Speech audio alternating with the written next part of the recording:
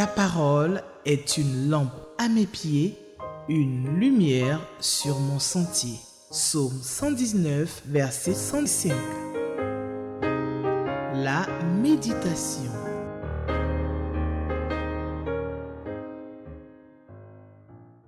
Shalom, nous nous retrouvons à votre émission Méditons ensemble avec la Ligue pour la lecture de la Bible. Le test de méditation que le lecteur 2025 adulte nous propose se trouve dans le livre des Actes des Apôtres, ou livre que nous appelons aussi les Actes du Saint-Esprit, le chapitre 14, du verset 1 au verset 18. Avant d'aller plus loin, nous allons demander que la grâce du Seigneur nous accompagne pendant ces quelques minutes que nous aurons à passer ensemble. Prions. Seigneur, nous te demandons et nous te supplions que tu sois avec nous en ce moment-là où ta parole est devant nous, que nous allons la lire, d'éveiller notre intelligence et de préparer aussi notre cœur à recevoir cette parole. Viens et instruis-nous au nom de Jésus-Christ, notre Seigneur. Amen. Pendant que vous cherchez donc votre texte, Actes des Apôtres, le chapitre 14, du verset 1 au verset 18, je m'en vais vous donner quelques éléments de ce qui s'est passé avant pour vous permettre donc de comprendre aussi ce texte que nous allons lire. Depuis sa conversion à Christ sur le chemin de Damas, alors qu'il allait dans cette ville muni d'une autorisation du souverain sacrificateur pour se saisir des chrétiens et les amener liés à Jérusalem, nous avons lu dans Actes chapitre 9. Donc Saul de Tarse fait des progrès depuis sa conversion, des progrès vraiment rapides dans le service du Seigneur Jésus. Il a été d'ailleurs désigné avec Barnabas afin de faire parvenir aux frères de la Judée en proie à une famine des moyens réunis par les frères d'Antioche. On l'a lu aussi dans Actes, le chapitre 11. Pendant ce temps, l'évangile, c'est-à-dire la bonne nouvelle de Jésus-Christ, progresse et même les païens sont atteints, à l'image de Corneille et sa famille à Césarée, par le ministère de l'apôtre Pierre. Nous avons lu dans Actes chapitre 10. Mais l'Église naissante continue de vivre les persécutions de la part des chefs juifs et des autorités politiques. Ainsi, l'apôtre Jacques, frère de Jean, est mis à mort par le roi Hérode, quand Pierre, lui, il échappe miraculeusement au même sort. Par ailleurs, à l'occasion d'un temps de jeûne et prière de 5 prophètes et docteurs de l'église d'Antioche, le Saint-Esprit demanda de mettre à part 2 d'entre eux pour l'œuvre à laquelle ils sont appelés. Ce fut Barnabas et Saul, qu'on appelle aussi Paul.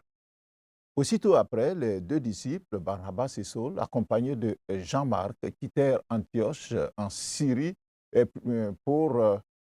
la Syrie actuelle bien sûr, pour s'embarquer et aller sur l'île de Chypre,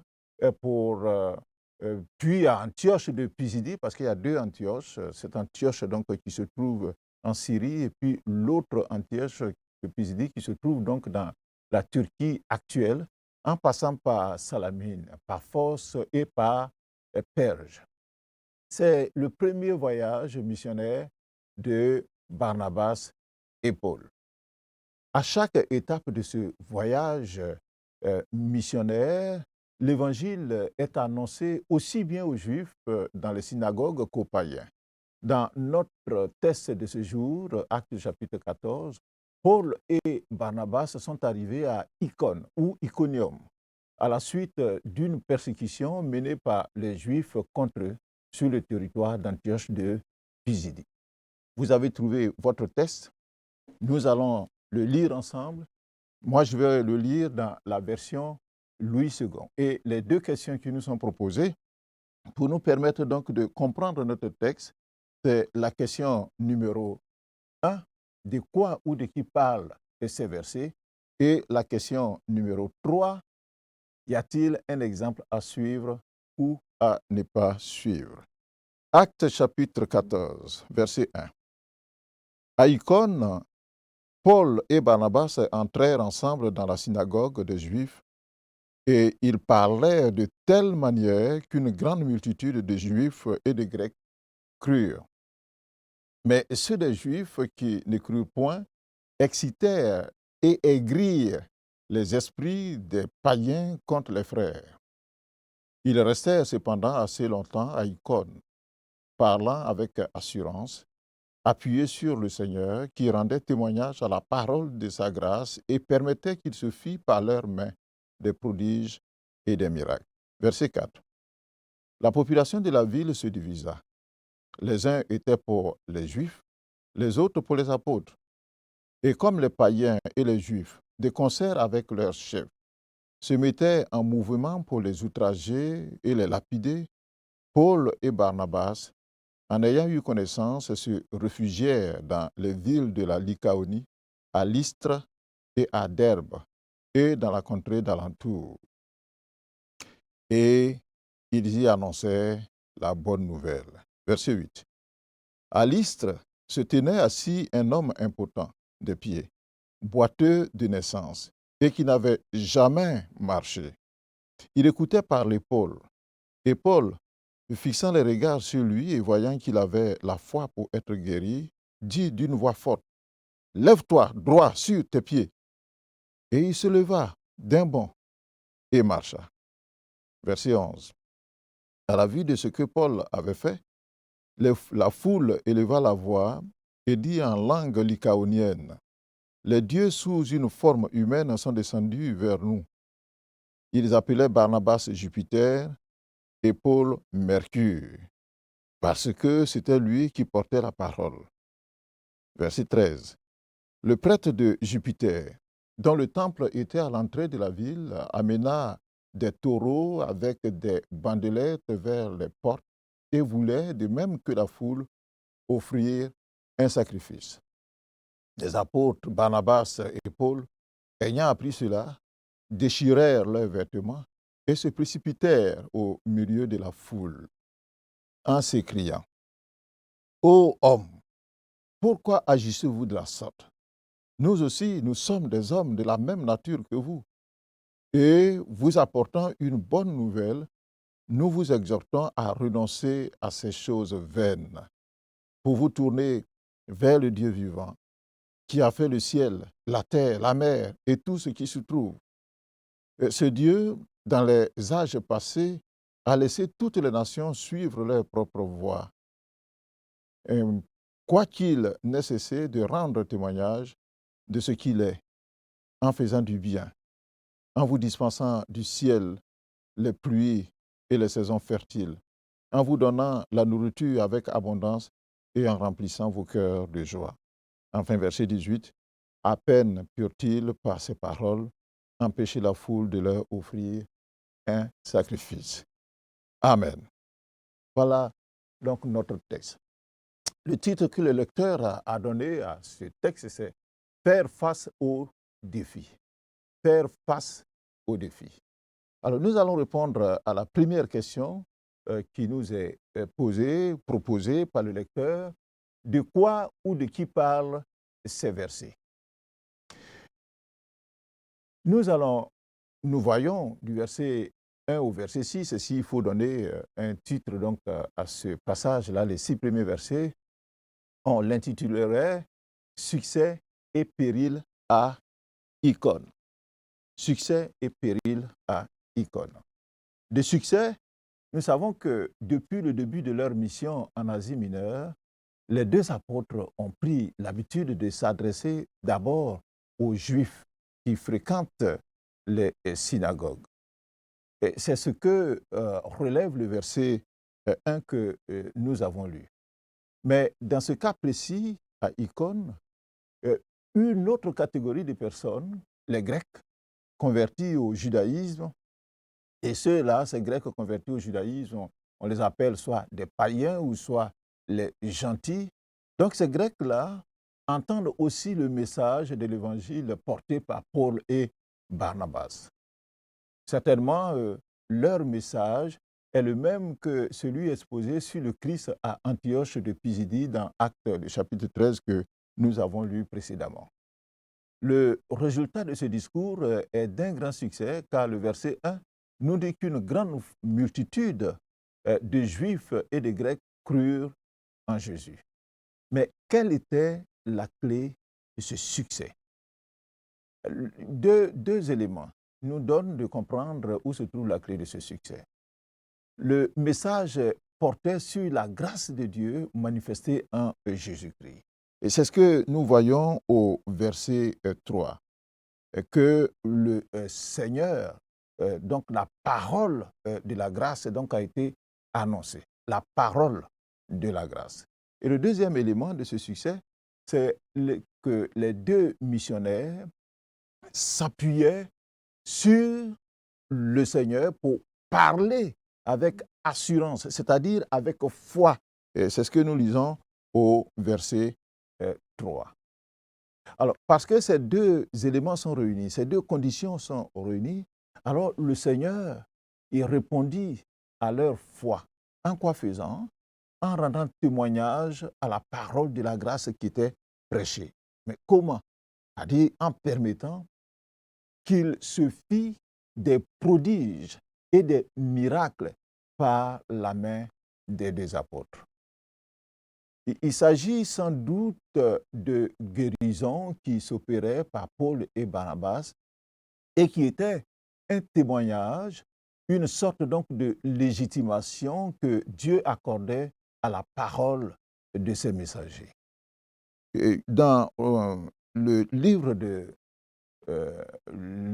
l'épître, la lettre de Paul, on dit c'est Paul, tantôt que ce n'est pas Paul, que c'est quelqu'un d'autre, mais en tout cas, la lettre aux Hébreux, le chapitre 2, le verset 4, il est dit que Dieu appuie le témoignage par des signes, par des prodiges et divers miracles et par les dons du Saint-Esprit distribués selon sa volonté. Donc, quand on annonce l'Évangile, Dieu vient appuyer cette parole annoncée par des miracles et des prodiges. Et c'est ce qui s'est passé avec Paul et Barnabas. Ainsi, nous pouvons dire que le succès n'était pas attribué à la manière de la prédication de Paul et Barnabas, ce n'est pas leur éloquence, mais surtout la parole qui était annoncée, mais surtout, l'Esprit de Dieu qui utilisait leurs mains. Les miracles seuls n'auraient converti personne, mais les miracles confirmaient la parole de la grâce qui gagnait les cœurs. Les miracles venaient assaisonner ces paroles-là. C'est comme l'engrais qui fertilise donc le sol autour d'une plante. De ce fait, nous pouvons dire, s'agissant de l'efficacité de nos témoignages, quand nous parlons de Jésus aux autres, qu'ils doivent être christocentrés. C'est-à-dire, c'est de Christ que nous devons parler, afin que le Seigneur s'en serve par son Esprit Saint pour convaincre donc les cœurs. Ce message que nous devons donner, ce n'est autre chose que la grâce de Dieu manifestée en Jésus-Christ pour le salut de tous les hommes. Alors, dans notre texte, ce que nous voyons, c'est le péril que les deux apôtres ont subi, c'est-à-dire la menace de persécution. Et nous le voyons à partir du verset 2 jusqu'au verset 5. L'annonce de l'Évangile n'est pas sans péril, n'est pas sans difficulté. Il nous est rapporté au verset 2 que des Juifs qui ne crurent point au message de l'Évangile, qu'est-ce qu'ils vont faire? Ils excitèrent et aigrirent les esprits des païens contre Paul et Barnabas. Heureusement, cette première tentative de persécution n'eut pas de suite, si bien que Paul et Barnabas restèrent à Icône un assez longtemps, parlant avec assurance de l'Évangile, tout en s'appuyant sur le Seigneur. Toutes les occasions, on remarque, sont bonnes pour partager la foi en Christ. À ce propos, Paul exhorta plus tard Timothée, qu'il a rencontré à l'occasion de son deuxième voyage, donc en Asie mineure, et il a exhorté en 2 Timothée, le chapitre 4, le verset 2, en lui disant ceci: prêche la parole, insiste en toute occasion, favorable ou non, reprends. Que l'occasion soit favorable ou défavorable, il nous faut annoncer l'Évangile. Notre texte nous rapporte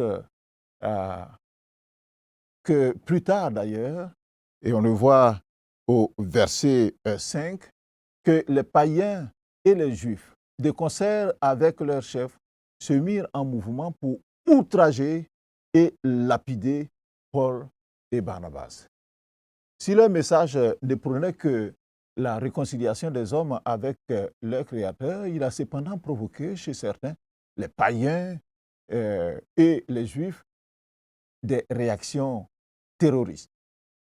C'était des émeutes, des guet-apens qu'ils tendaient, des tentatives donc de meurtre envers, sinon contre, les deux apôtres.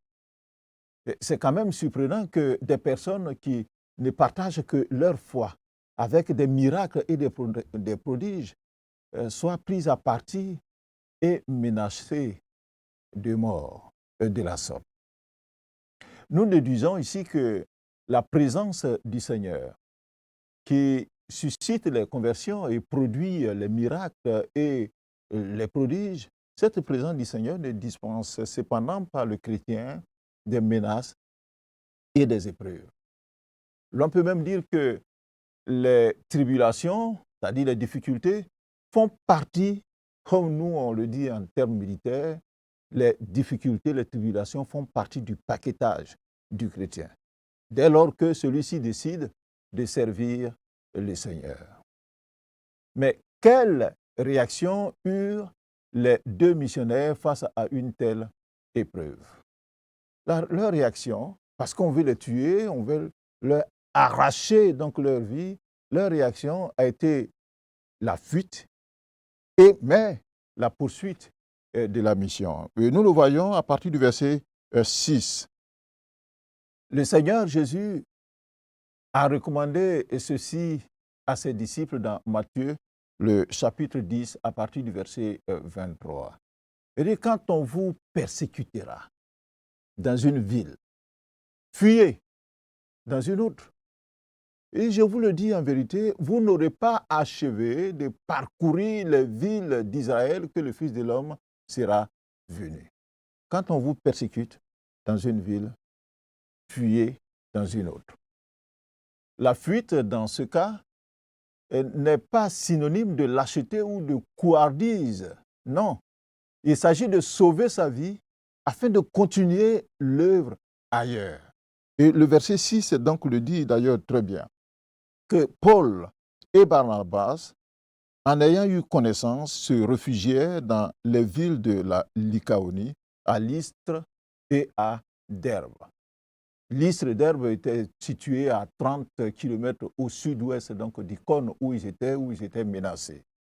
Et ils se réfugièrent aussi dans les contrées d'alentour. C'est-à-dire qu'ils changeaient chaque fois de localisation. Leur intention n'était pas de se taire et de s'y cacher. Non. Le verset 7 le dit très bien d'ailleurs qu'ils y annoncèrent la bonne nouvelle. C'est une stratégie. Alors, frères et sœurs, si votre vie est menacée à un endroit donné, à cause de l'évangile que vous annoncez, courez ailleurs, où le Seigneur vous dirigera. Et continuez l'œuvre sans relâche. En agissant ici, Paul et Barnabas se sont rendus disponibles au Seigneur pour continuer la mission à Lystre. Et justement, il nous est rapporté au verset 8, 9 et 10 que le Seigneur fit par Paul, après donc ce repli stratégique-là, un grand miracle. Il a rapporté qu'un homme impotent des pieds, boiteux de naissance et qui n'avait jamais marché, il écoutait Paul parler. Celui-ci, Paul, voyant que l'homme handicapé était attentif, probablement par l'expression de son visage, il prêtait attention à ce que Paul disait. Il avait la foi pour être sauvé, Paul l'avait remarqué. Alors Paul va lui dire d'une voix forte, lève-toi sur tes pieds.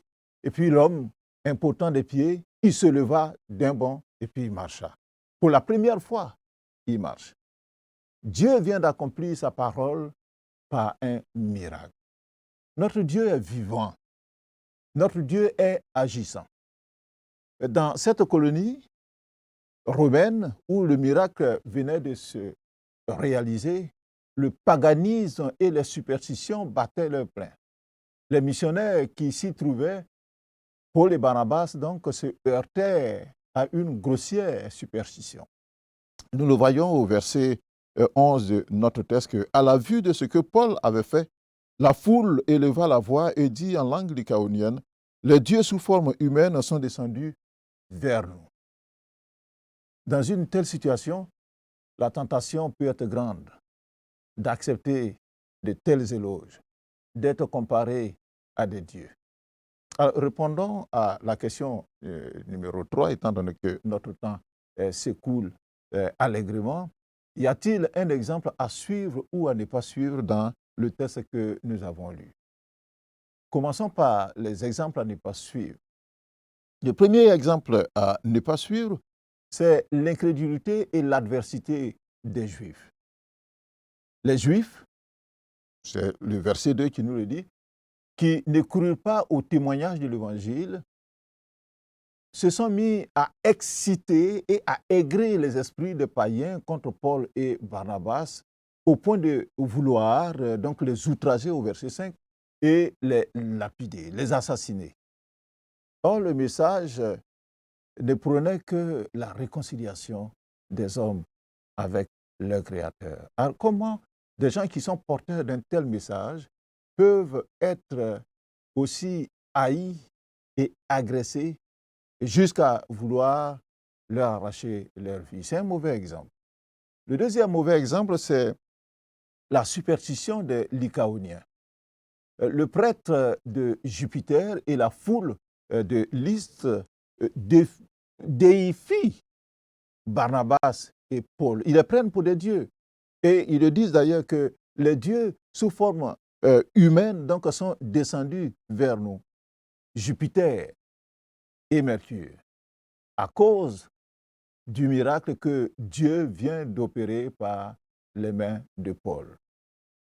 Alors, chers frères et chères sœurs, quel est votre sentiment devant un miracle qui se produit sous vos yeux par les mains d'un homme de Dieu? Vous arrive-t-il de donner plus de considération à cet homme de Dieu, à ce serviteur du Seigneur, plutôt qu'à Dieu lui-même, qui est l'auteur donc de ce prodige et de ce miracle? Vous arrive-t-il donc d'aduler un tel homme plutôt que de donner la gloire à Dieu? Alors, passons aux exemples à suivre. Le premier exemple à suivre, c'est le dévouement de Barnabas et Paul à toujours prêcher la bonne nouvelle en s'appuyant sur le Seigneur dans leur témoignage. Ce fut la clé des prodiges et des miracles qui s'accomplirent, qui se firent donc par leurs mains. C'est un très bon exemple. S'appuyer sur le Seigneur et annoncer seulement Jésus-Christ. Le deuxième exemple, c'est le repli stratégique de Paul et Barnabas dans les contrées voisines d'Icône. Parce qu'ils sont menacés de mort, menacés d'être lapidés. Paul et Barnabas n'ont pas voulu écourter, raccourcir, on pourrait dire, leur vie et saper la mission que le Seigneur leur avait impartie. Alors, ils se sont enfuis. Le mot n'est pas fort. Ils se sont enfuis. Évitons de jouer au trop zélé en disant non, moi je reste là. S'ils veulent me tuer, ils n'ont qu'à me tuer.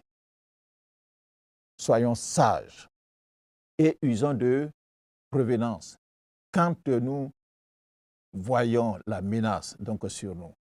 Et nous le faisons en usant de prévenance afin de ne pas mettre inutilement nos vies en péril. Donc c'est un bon exemple, le repli stratégique de Paul et Barnabas. Troisième exemple, c'est la foi de l'homme, exemple à suivre bien sûr, la foi de l'homme handicapé des pieds. Hébreux, le chapitre 10, le verset 7 nous dit que la foi vient de ce qu'on écoute le message du salut. Alors pour avoir écouté avec beaucoup d'intérêt le message du salut de Jésus-Christ prêché par Paul, cet homme a pu se lever d'un bond et marcher. Jésus, il guérit encore aujourd'hui ceux qui croient en lui. Quatrième exemple que nous pouvons citer, un bon exemple, c'est l'humilité et la dévotion à Dieu de Paul et Barnabas face à la tentation de l'orgueil. Combien aimons-nous les louanges et les appréciations des hommes lorsqu'un miracle donc se produit par nos mains? L'orgueil a vite pris le pas avec son lot d'appellations et de titres ronflants que l'on se donne. Paul et Barnabas, eux, ils ont refusé de se faire adorer, de se faire aduler. Ils se sont même indignés devant le comportement de la foule superstitieuse et du prêtre du dieu Jupiter. Ils ont déchiré leurs habits. Et ils savaient d'ailleurs que le Seigneur n'apprécierait pas que l'on lui volât sa gloire. Ça, Dieu n'aime pas. N'oublions jamais que nous ne sommes que des canaux par lesquels le Seigneur agit. Nous sommes des hommes de la même nature que les autres. Mais Dieu nous fait grâce en nous utilisant. Mais quand nous avons cette grâce de Dieu, nous devons lui rendre gloire. La gloire doit toujours revenir à Dieu et à Dieu seul. Voilà, notre temps est écoulé. Le texte est riche. Je suis sûr que vous allez continuer la réflexion. Nous allons prier et demander que Dieu bénisse ce que nous avons partagé. Prions le Seigneur. Seigneur, ton service n'est pas facile, mais il est exaltant. Aide-nous à ne jamais baisser les bras malgré l'adversité, malgré la persécution, mais à user de sagesse pour continuer l'œuvre à laquelle tu nous as appelés. Merci pour tous les miracles que tu fais accompagner quand nous annonçons, tu nous fais accompagner quand nous annonçons ta parole, afin de confirmer cette parole, sa vérité, sa force, son efficacité et surtout le salut qu'il produit à nous. Quand tu ferais des prodiges par nos mains, par mes mains, Seigneur, garde-moi de prendre une partie de la gloire. Fais en sorte que je puisse te donner cette gloire-là, toute cette gloire-là, au nom de Jésus-Christ. Amen. Vous trouverez à la page 84 le commentaire donc du lecteur qui va dans le même sens que ce que nous avons partagé, mais qui a des nuances qui sont très riches. Que Dieu vous bénisse. Shalom. Demain, un autre jour, un autre test, une autre bénédiction. À bientôt. Ta parole est une lampe à mes pieds, une lumière sur mon sentier. Psaume 119, verset 105. La méditation.